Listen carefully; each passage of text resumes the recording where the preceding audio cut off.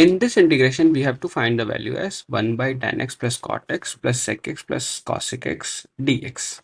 So whenever you are getting integration in form of tan x and cot x, what you have to do, you have to change everything in the form of sine x and cos x.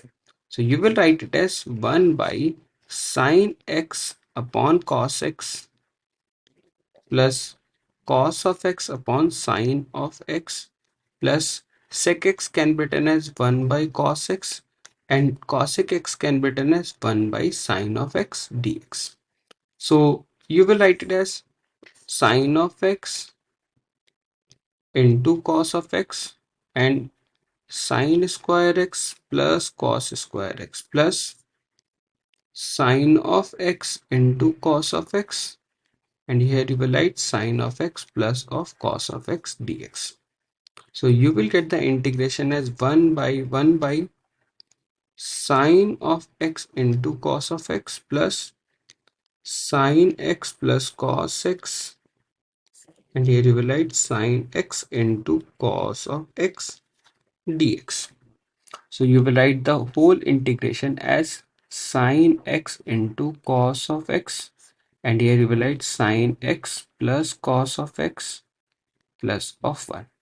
So whatever is written in the denominator, you will write the conjugate of this by writing it as sine x plus cos of x minus of 1. You are doing the same thing in numerator, that is equal to sine x plus cos x minus of 1 dx. So everything will turns out to be sine x into cos of x into sine x plus cos of x minus of 1, and a plus b, a minus b, we will use the formula as sine a square minus of b square.